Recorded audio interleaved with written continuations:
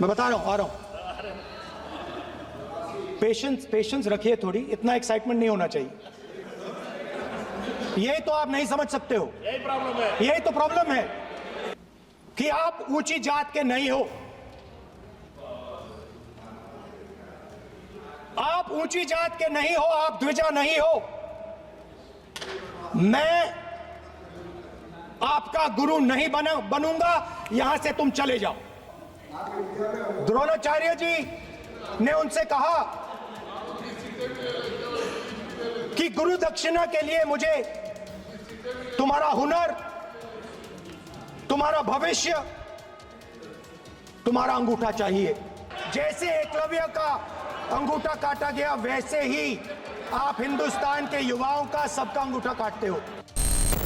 For letting me speak today on the Constitution.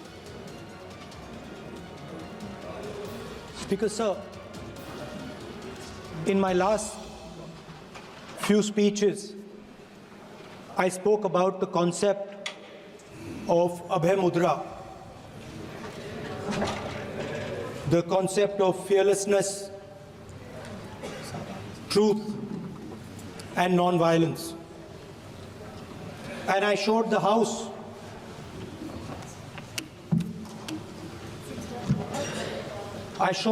images of our different religions displaying this Abhay Mudra.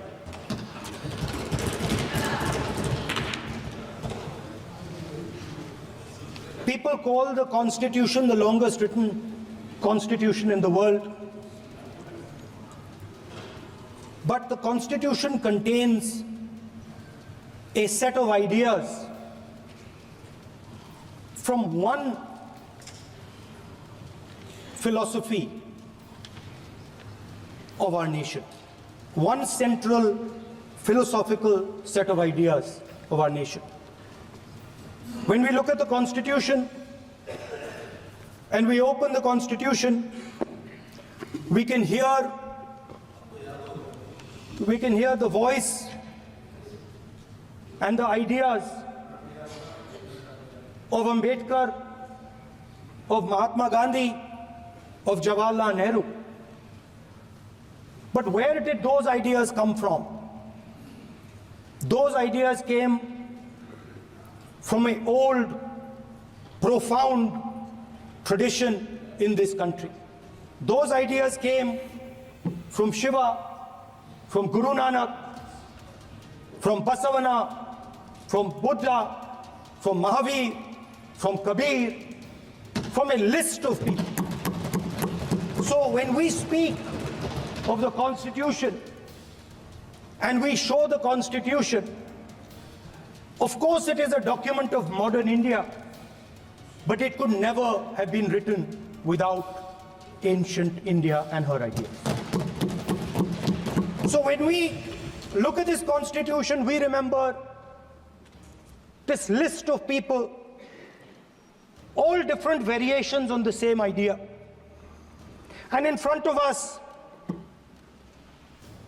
stand the people who follow a very different philosophical tradition. And I want to start my speech by quoting what the supreme leader, not of the BJP, but of the modern interpretation of the ideas of the RSS has to say about the Constitution of India and about how he thinks India should be run. The worst thing about the Constitution, the worst thing about the Constitution of India is that there is nothing Indian about it. Manusmriti is that scripture which is most worshipable after Vedas for our Hindu nation, and from which our ancient times have become the basis of our culture, customs, thought, and practice. This book, for centuries, has codified the spiritual and divine march of our nation. Today, Manusmriti is law. These are the words of Savarkar. Mr. Savarkar has clearly stated in his writings that there is nothing Indian about our constitution. He has clearly stated that the book India is run by should be superseded by this book. And this is what the fight is about. Now, it's nice that all of you are so-called defending the Constitution. But I want to ask you, do you stand by your leader's words? Yes. Do you support your leader's words? Because when you speak in Parliament about protecting the Constitution, you are ridiculing Savarkar, you are abusing Savarkar, you are defaming Savarkar. I'd like to quote also in Hindi.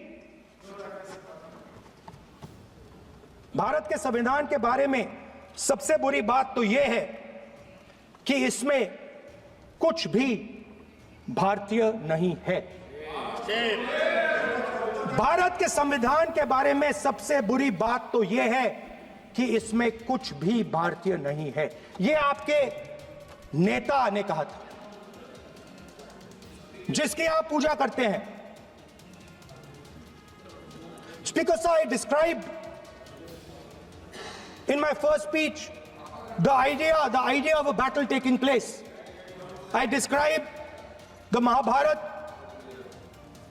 described Kurukshetra. There is a battle taking place today in India.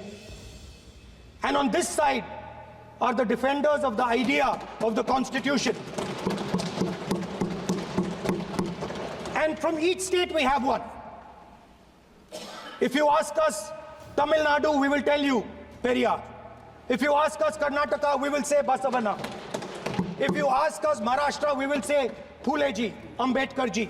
If you ask us Gujarat, we will say Mahatma Gandhi. आप speaker को You praise these people. You praise these people hesitatingly because you have to. But the truth is that you want India to be run the way it used to be run. जैसे हिंदुस्तान पहले चलाया जाता था, वैसे ही आप हिंदुस्तान को चलाना चाहते हो। मैं बता रहा हूं, आ रहा हूं। पेशेंस रखिए थोड़ी, इतना एक्साइटमेंट नहीं होना चाहिए। स्पीकर सर, जब मैं छोटा था दिल्ली में, स्पीकर सर, दिल्ली के चारों ओर जंगल हुआ करता था। जो आज यहां रहते हैं उनको ताजुब होगा कि एम्स के बिल्कुल बगल में जंगल शुरू होता था। जहां रेलवे म्यूजियम है वहां पे जंगल शुरू होता था। वैसे ही जंगल में, दोनों नॉर्थ और साउथ, वैसे ही जंगल में हजारों साल पहले एक युवा, 6-7 साल का युवा, हर रोज सुबह उठ के 4 बजे उठ के एक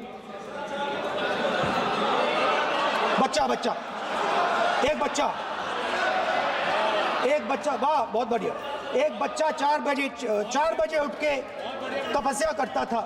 हर रोज सुबह तपस्या, हर रोज सुबह वो धनुष उठाकर तीर कमान चलाता था और घंटे उसने तपस्या की, सालों के लिए उसने तपस्या की।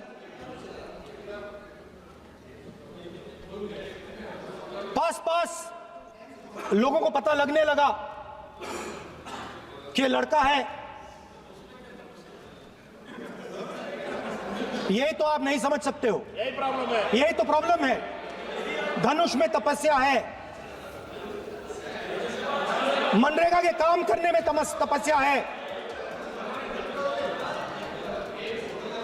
तपस्या का मतलब शरीर में गर्मी पैदा करना, समझिए। हाँ, तब का ये मतलब है, तपस्या का ये मतलब है। तो ये तपस्या कर रहा था, लोगों को पता लगा और वो गुरु के पास गया। लड़के का नाम एकलव्य था और वो गुरु के पास गया और उसने कहा, गुरु द्रोणाचार्य जी, मैं सालों से धनुष चलाना सीख रहा हूं, मैंने अपनी पूरी शक्ति इसमें डाली है,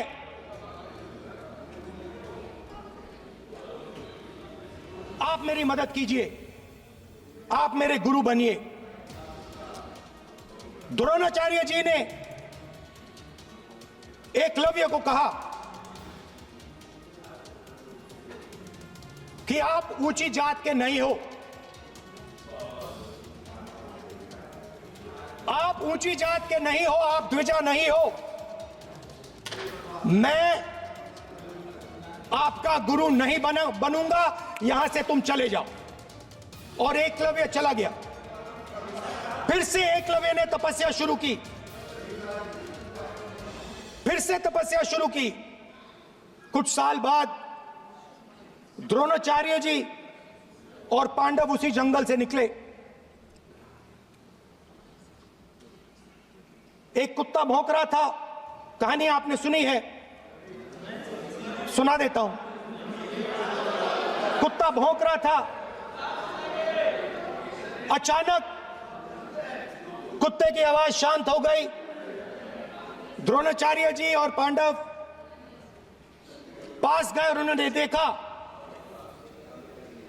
कि तीरों के जाल में कुत्ता फंसा हुआ था, मुंह में तीर था एक। हाँ, मगर कुत्ता तीरों के जाल में फंसा था, एक तीर मुंह में थी, शांत था कुत्ता, मगर कुत्ते को चोट नहीं लगी। एकलव्य ने अहिंसा के साथ कुत्ते को शांत किया था। द्रोणाचार्य जी आते हैं और एकदम पूछते हैं, तुम्हें यह किसने सिखाया? एकलव्य जवाब देता है, द्रोणाचार्य जी, ये मैं सीखा हूं, मैंने तपस्या की है, घंटों मैंने प्रैक्टिस की है।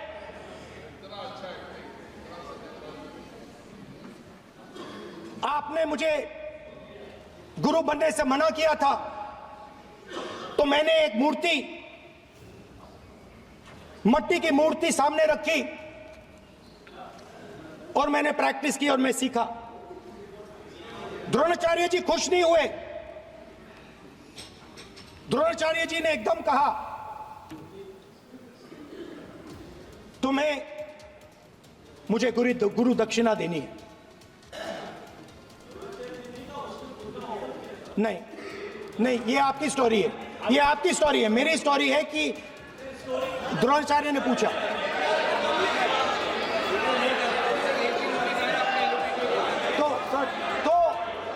तो द्रोणाचार्य जी ने, Sir, the PM will not speak. Lord wants to if you are not giving order, Prime Minister has to speak. That's what want. If you are not giving protection, if you are not giving protection to LOP, then Prime Minister has to speak here. I will tell you. We will be very clear. ठीक है sir. माननीय सदस्य, आपको मैंने कई बार कहा, आप धमकी शब्दों में मत बोला करिए। एक मिनट जाती। संसदीय कार्य मंत्री बोले, कितने डिस्टर्बेंस कर रहे थे। द्रोणाचार्य जी ने कहा कि मुझे आप गुरु दक्षिणा दीजिए। मेरी स्पीच ले ली आपने। तो द्रोणाचार्य जी ने उनसे कहा कि गुरु दक्षिणा के लिए मुझे तुम्हारा हुनर, तुम्हारा भविष्य, तुम्हारा अंगूठा चाहिए। और एकलव्य ने अंगूठा काट के द्रोणाचार्य को दे दिया।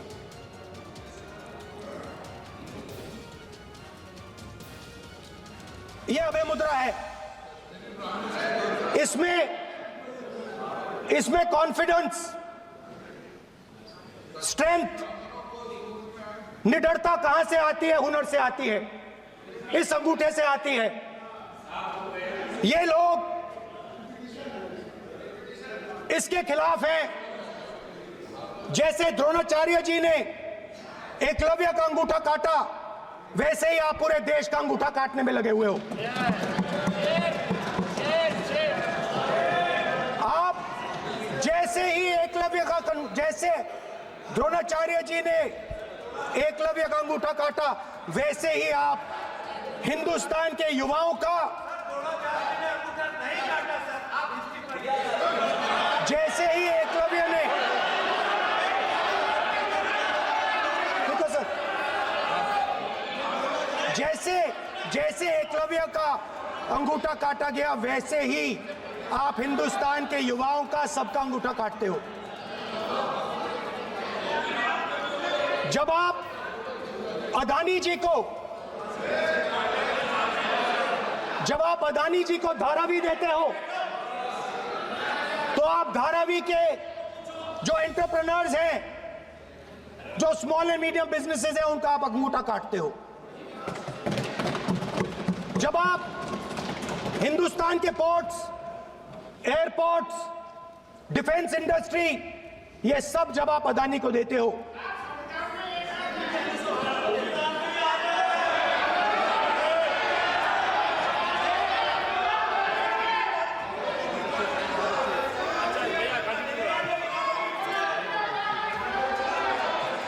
हिंदुस्तान के सारे जो फेयर प्ले बिजनेसेस हैं, जो ईमानदारी से काम करते हैं, आप उन सब का अंगूठा काटते हो जब आप अदानी की मदद करते हो। कॉन्स्टिट्यूशन में लैटरल एंट्री कर आप हिंदुस्तान के युवाओं का, पिछड़ों का, गरीबों का अंगूठा काटते हो।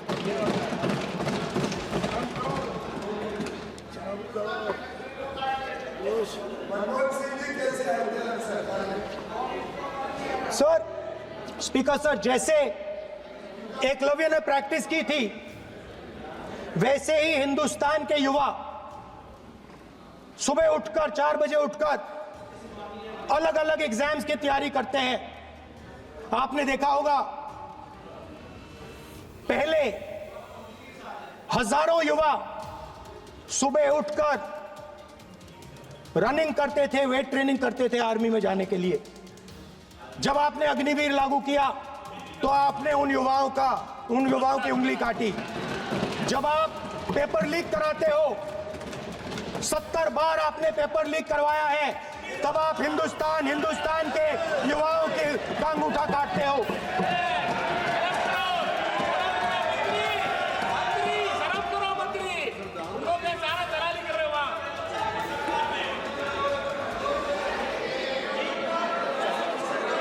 आज बाहर, दिल्ली के बाहर आपने किसानों पर टीयर गैस चलाया है, आपने किसानों पर लाठीचार्ज किया है। किसान आपसे एमएसपी मांगते हैं, सही दाम मांगते हैं, मगर आप अदानी को फायदा पहुंचाते हो, अंबानी को फायदा पहुंचाते हो और किसान का अंगूठा काटने का काम करते हो। देखिए, हम कहते हैं अभय मुद्रा, हम कहते हैं डरो मत, आप कहते हो हम आपका अंगूठा काट देंगे। ये फर्क है। एक तरफ कौन सर बोले, मेरे कहना है कि हम एक मिनट प्लीज बैठिए, आप बैठिए, प्लीज बैठिए, आप बैठिए। आज हम भारत के संविधान की 75 वर्ष की गौरवशाली यात्रा कर रहे हैं और कर भाई ये चर्चा हुई थी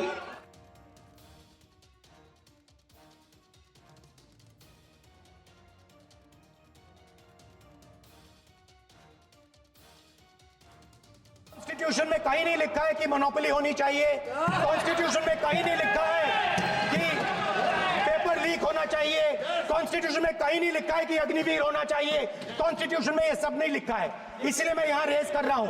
कॉन्स्टिट्यूशन में नहीं लिखा है कि हिंदुस्तान के युवाओं का अंगूठा काटना चाहिए, उनका जो हुनर है उनसे छीना जाना चाहिए।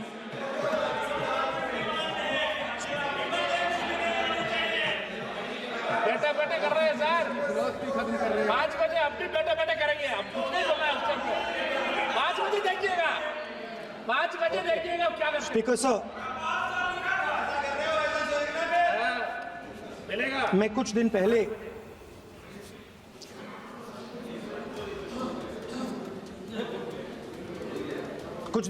मैं हाथरस गया।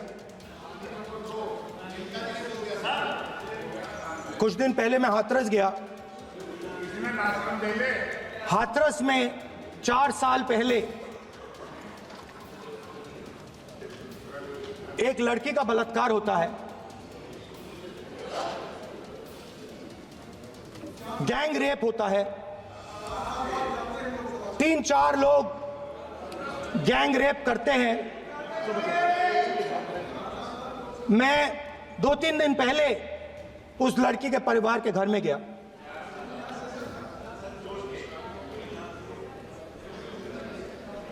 जिन्होंने गैंग रेप किया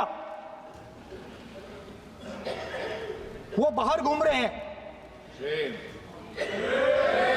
और लड़की का परिवार अपने घर में बंद है। लड़की का परिवार बाहर नहीं जा सकता है। जो अपराधी हैं वो उनको रोज धमकाते हैं और वो बाहर घूमते हैं।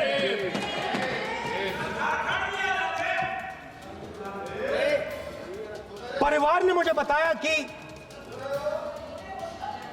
बेटी का जो अंतिम संस्कार था वो भी नहीं करने दिया और चीफ मिनिस्टर ने इसके बारे में खुलकर मीडिया में झूठ बोला है। ये कॉन्स्टिट्यूशन में कहां लिखा है? ये कॉन्स्टिट्यूशन में कहां लिखा है कि जो बलात्कार करते हैं वो बाहर रहे और जिसका रेप हुआ है, जिसके परिवार, उस परिवार को बंद कर दिया जाए? कहां लिखा है कॉन्स्टिट्यूशन में? ये आपकी किताब में लिखा हुआ है, मनुस्मृति में लिखा है, मगर कॉन्स्टिट्यूशन में नहीं लिखा। और अगर आप कहते हो कि यूपी में आपका राज है और वहां पे कॉन्स्टिट्यूशन नहीं लागू होता है, वहां पे मनुस्मृति लागू हो रही है।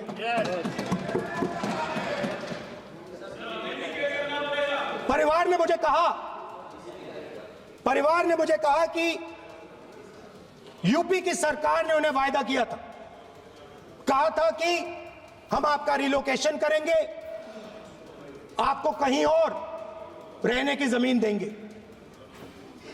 आज तक 4 साल हो गए हैं, आज तक उनका रिलोकेशन नहीं किया गया है। और हर रोज उन्होंने मुझे फोटो दिखाई, वो बाहर निकलते हैं और जिन्होंने बलात्कार किया वो धमकाते हैं उनको। तो मैं इस हाउस में कहना चाहता हूं कि अंबेडकर जी के संविधान वाले लोग, इंडिया गठबंधन वाले लोग, हम सब मिलकर उस परिवार का रिलोकेशन हम करेंगे, अगर आप नहीं करोगे तो। और हिंदुस्तान के हर गरीब व्यक्ति को हम ये कहना चाहते हैं, आपकी रक्षा कॉन्स्टिट्यूशन करता है और ये बीजेपी के लोग कॉन्स्टिट्यूशन पर 24 घंटा आक्रमण करते रहते हैं। कॉन्स्टिट्यूशन में लिखा है prohibition of discrimination on grounds of religion, race, caste, sex और place of birth. The state shall not discriminate against any citizen on grounds only of religion, race, caste, sex, place of birth or any of them. Some days back, youngsters from Sambal came to see me. Innocent people, they had done nothing. They were just, वो बस पास में थे, 5 लोगों को गोली मार के हत्या कर दी। ये कहां लिखा है कॉन्स्टिट्यूशन में? ये कहां लिखा है कॉन्स्टिट्यूशन में? तो लिखा है prohibition of discrimination of grounds of religion. और जहां भी आप जाते हो, एक धर्म को दूसरे धर्म से लड़ाते हो, नफरत फैलाते हो। कहां लिखा है कॉन्स्टिट्यूशन में? कहां लिखा है कॉन्स्टिट्यूशन में कि एक धर्म को दूसरे धर्म से लड़ाना है? कहां लिखा है कॉन्स्टिट्यूशन में कि दलित परिवार को बंद करके अंदर रखना है और उनके अपराधियों को बाहर घूमने देना है? कौन से कॉन्स्टिट्यूशन में लिखा है? मुझे दिखाइए।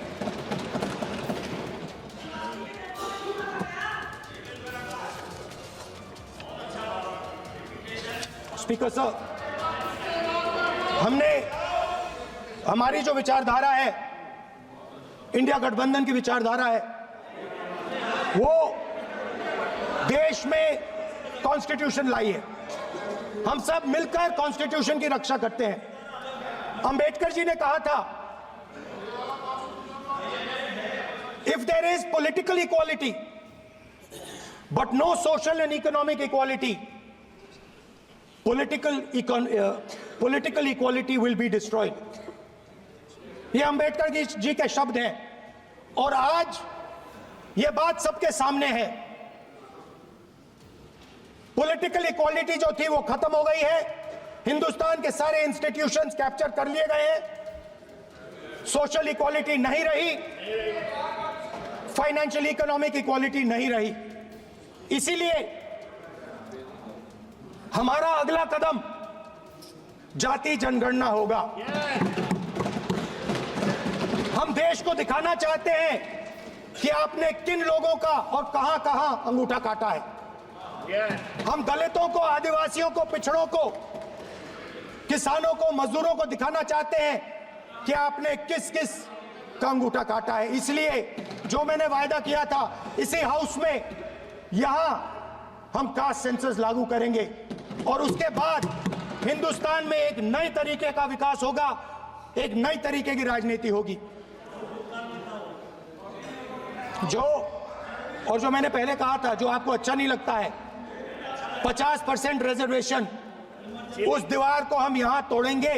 50% रिजर्वेशन की दीवार और जाति जनगणना हम यहां करा के दिखाएंगे। आपको जो कहना है कर लो, कह लो। स्पीकर सर, बहुत बहुत धन्यवाद।